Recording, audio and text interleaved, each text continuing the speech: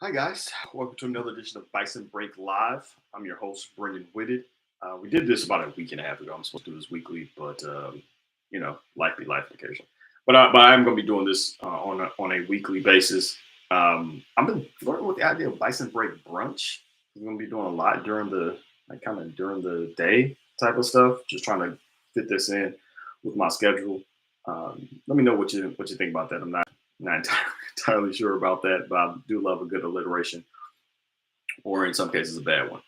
But we got a good show for you today. We got some like larger, overarching, like educational stuff that I kind of want to touch on really, really quickly. I know this is a sports show, but this is an HBCU sports show, and specifically a Howard HBCU sports show. So there's some stuff that's going on, like kind of larger than this. Have a Super Bowl coming up. I'm at least going to talk about it. I know that there aren't any, at least to my knowledge, any prominent uh, HBCU athletes that are going to be on either the Chiefs or Philly. But we do have two black quarterbacks for the first time ever, which seems impossible. And we'll talk a little bit about Eddie George and his appearance on Club Shay Shay, which I did not realize Shannon Sharp's like his personal show was called Club Shay Shay. That was interesting to learn. But yeah, and I also wanted, just before we can get too much deeper, and we'll talk about the men's and women's basketball programs. Basketball is my favorite sport, so you're gonna get a ton of it here.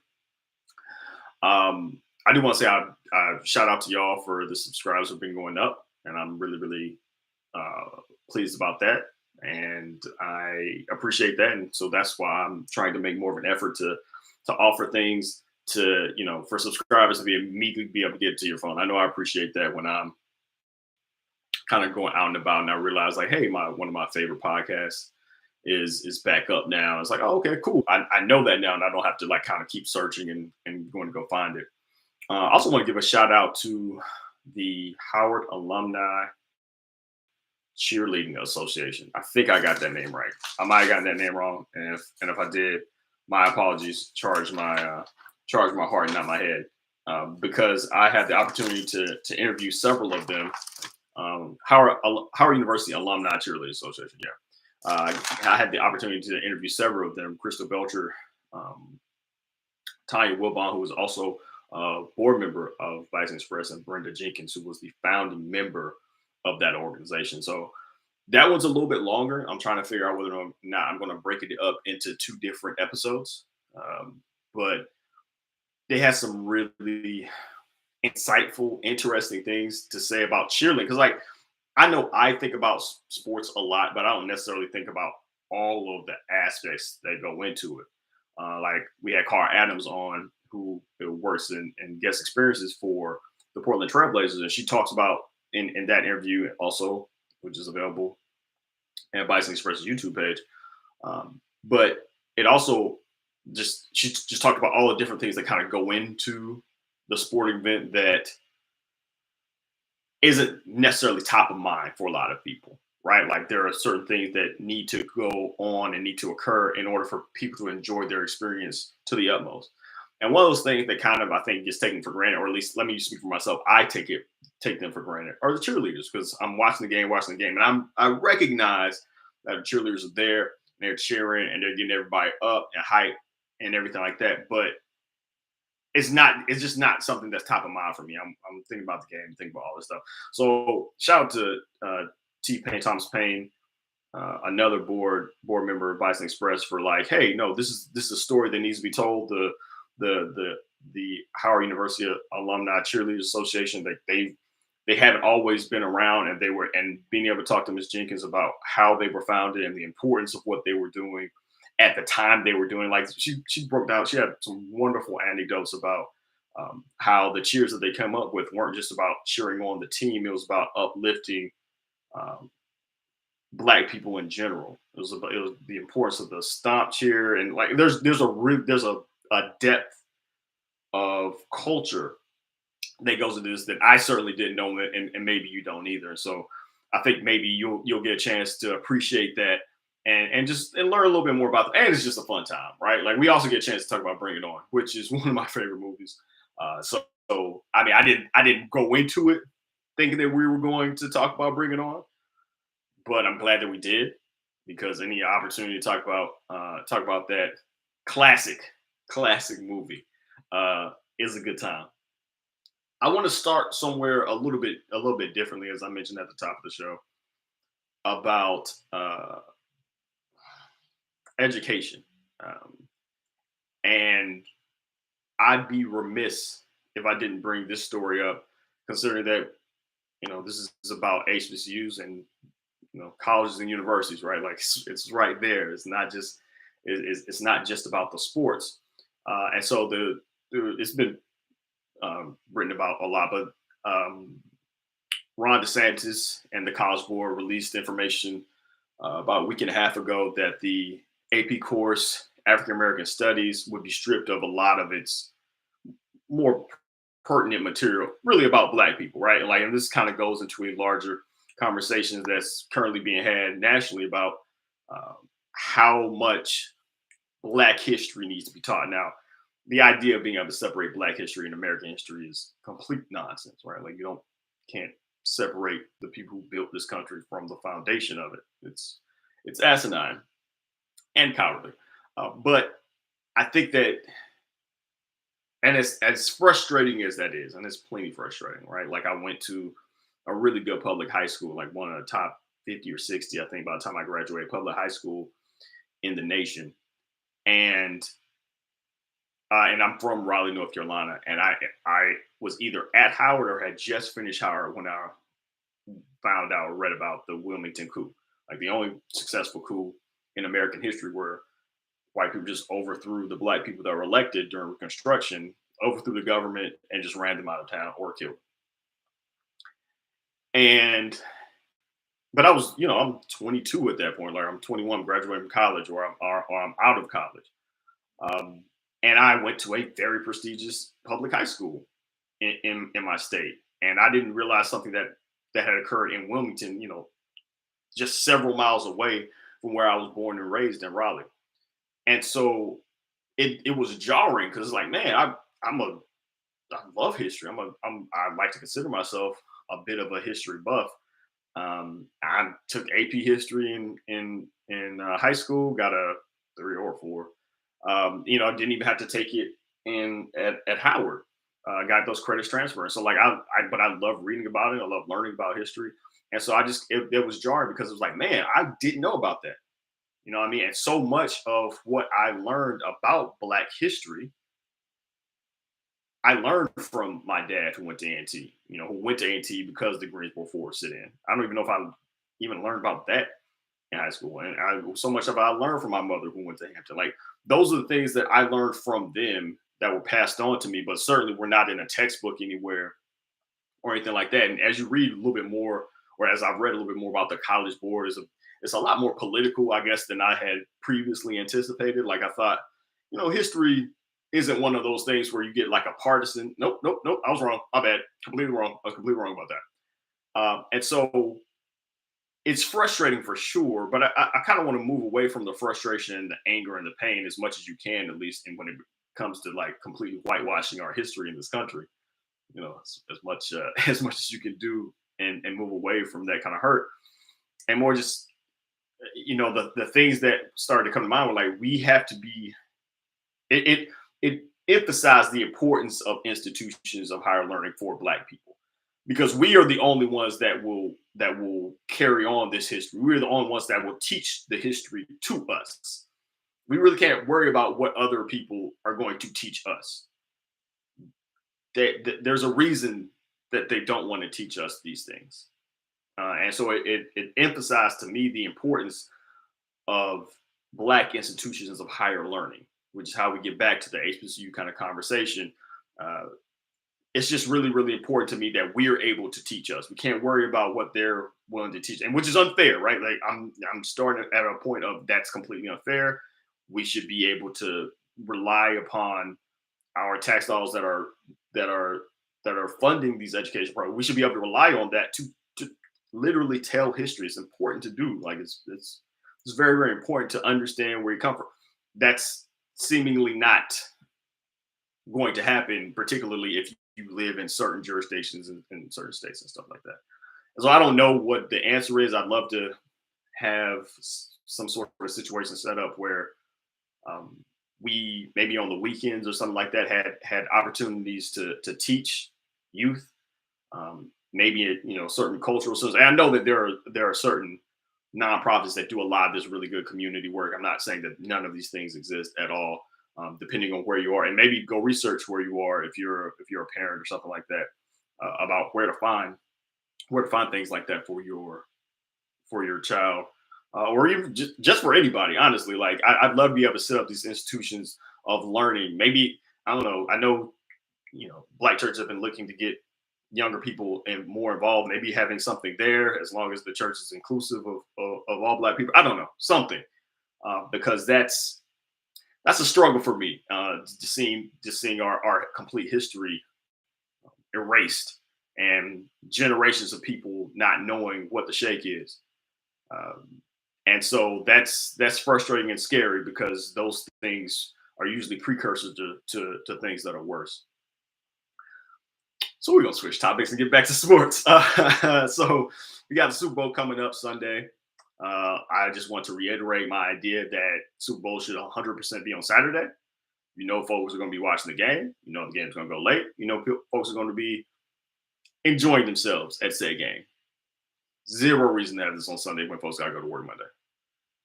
There's no reason. You already had a week off for the Pro Bowl. I don't know how many of y'all watched Pro Bowl. I did not watch a second of any of those festivities. I might start watching some of it though. Like some of the clips that they put out seem like pretty fun. But the Super Bowl there's no reason to not have it on Saturday. Like that extra day of rest is not changing teams one way or the other. They should have it on Saturday. They should have most of these sorts of big sporting events where they know folks are going to be watching and know folks have to go to work the next day. Have it on Saturday. Like it's not like you're competing against all the other reasons you don't want to have major events on Saturday evening. Like, no, you can do it and still be enjoyable. And you don't have to worry so much about the West Coast people getting home and stuff like that, right? If you were to do it on a Friday, you still got to worry about them. A lot of people getting off work, so you don't have to worry about any of that. Saturday, folks just waking up, going and watching some sports. Just how I feel about the situation. There's no reason to have Super Bowls on Sunday. Make them Saturday. But we have two Black quarterbacks facing off for the first time ever, which I saw. Like I saw that they, obviously Jalen Hurts and Patrick Mahomes. I saw that and I was like, that can't be true. Like when I was first kind of put on to like, hey, is this what's going on right now? Like, nah, can't be. And I literally started going through every Super Bowl, like, oh snap. And it was made a little bit easier by the fact that I knew that Doug Williams was the first. I think the actual 35th anniversary of the Super Bowl 35th anniversary of his win with the Washington franchise as the first Black quarterback to do that. Let's tie it back in HBCUs. Grambling. There you go. Boom. Roasted. But yeah, like it was just really, really surprising that's happening. And so shout out to them. Jalen Hurts had a really coal interaction where they were talking about like, what's your favorite fit when you know you got to go. And he was talking about like, it doesn't matter what the fit is as long as I just got my haircut. I don't have my haircut yet, but once I get it, it's gonna be on and popping. And like I had so many follow-up questions because that's a very uniquely, I don't know, like that those 48 hours after you get out of the barber's chair, you're invincible. Like you just hit the star in Mario, like you just run through anything. Like there's no touching you. There's no touching you after that during that 48-hour period. It's just like, I'm over here running errands, looking fine. Like it's a vibe. It's definitely a vibe. But it is very cool that we're getting a chance to see it. Still kind of surprising given all the Black quarterbacks that I guess are now playing. But I guess if you go back 10 years, there are a lot fewer. And it's also a little disturbing considering that NFL still has a problem with hiring Black coaches. You still have the Rooney Rule, which is necessitates Black coaches and Black executives or minority candidates for those jobs at least getting interviewed.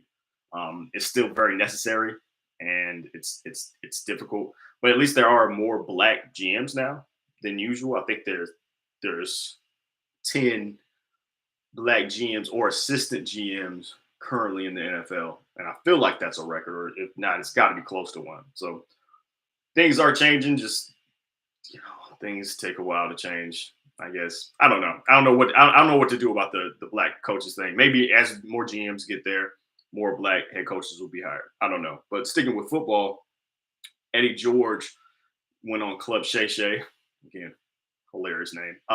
Shannon Sharp's show to talk about kind of his time at Tennessee State. And I've only seen some of the clips. I haven't finished the entire interview, but I think what has been singled out as most important, particularly for HBCU followers of HBCU athletics, particularly as everything had kind of came trickling out about Deion Sanders and then Reed and some of the maybe less than pleasant things they said about HBCU culture and HBCU sports, generally speaking. There's a really good piece on there, and you can go look up Club Shay Shay about where Eddie George is simply just talking about listening and understanding and those things being a requisite to change any culture. And I thought that that was kind of the a huge takeaway uh, from a lot of what happened with Eddie, because I think some of it also got muddled up with some of the very real concerns that Bethune-Cookman had with administration, and it all kind of came to a head. And I really appreciate George being able to talk about those things, especially since Tennessee State is getting some of the back money owed from the state, that they'll now be able to reinvest in the university. I'm rooting for him. Like I'm rooting for him. This is a guy that didn't go to an HBCU and really seems to hold the proper reverence for it. And he's talking to a guy in Shannon Sharp who went to Savannah State. So, full circle. Um, I also want to talk about the basketball, Howard University's basketball teams. I'm really excited because the women have turned around. They're in, I think they're in third place right now. Um, and getting Destiny Howell back was huge for them. She's leading even with the game she missed, she's leading the conference MEAC in made 3 pointers. It's a big part of their game. Um, the men take on Delaware State. Men and women take on Delaware State on the 11th. Yeah, on the 11th of February. Both are expected to win. Delaware State's the second worst in men's MEAC, and they're also in the bottom half in women's. I think both are expected to win. The UMES game, particularly for the men, is going to be huge. Um, men are currently tied. Excuse me. Men are currently tied at the top of MEAC with UMES. UMES holds the tiebreaker because they beat them 1-on-1 head up. This will be the UMES loss came at like right when they were getting things together, but it was a tough loss. It was kind of a yardstick game.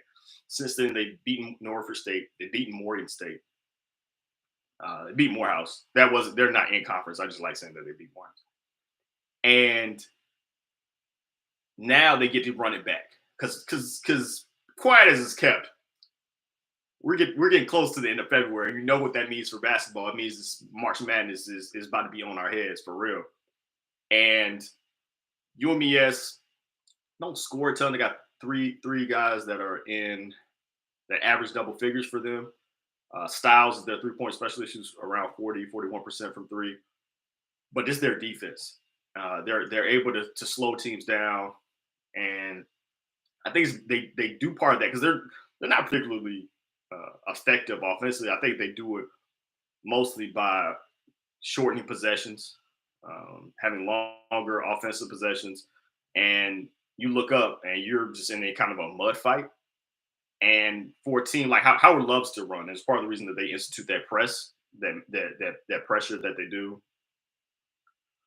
Um, it's part of the reason they do that, and they like to create turnovers and stuff like that. But UMES is really good at that, and so they're going to have to really be conservative with the ball while they're moving around. Can't be lazy on those perimeter passes, and have to whenever they get the opportunity to get a defensive rebound. I want to see them run. I want to see them use all those players because Coach Blakeney has shown that he's very comfortable playing 10, 11 guys.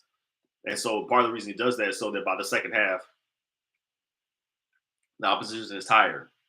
And so if they can get into scenarios where they're grabbing it off the defensive rebound, which is going to necessitate obviously solid defense, and then to run, get those possessions up, maybe get UMES uncomfortable. This will be a big game. Again, you have to win the MEAC tournament. So none of this is going to be the delineation between going to the NCAA tournament and not. But teams remember this stuff. Like they remember, hey, we lost earlier on. We kind of got our mojo back. It'd be great, particularly because this is it. This is at Burr on the 13th. So I won't be in town, but yo, y'all pack that place because it should be a good. It should be a really, really good match. And again, a good yardstick for where Howard men's basketball program is right now. But yeah, UMS allowing the fewest points in the MEAC. If they can get the stops and get in transition and keep the turnovers down, that's the sort of stuff that's tripped them up previously. A lot of turnovers, a lot of fouls. If they can defend without fouling and keep the turnovers down, I think Howard has a wonderful opportunity to get a big win. And if they were to win the Delaware State game that precedes that, they would be in first place in the MEAC. That'd be huge, and I think where they deserve to be. This is a good team where they deserve to be. And then they got Morgan State coming up in the next week, so you don't really get that much time off in the MEAC. Not at this point in the schedule. So, but thank you all. I'm gonna wrap up there. But as always, thank you guys for the increased subscriptions. If you haven't already, go to bisonexpress.org. Learn a little bit more about what we do, and then go to YouTube, Bison Express page, and click subscribe. For everybody at Bison Express, I'm Brenden Whitted. Thank you so much, and I will talk to you soon. Later.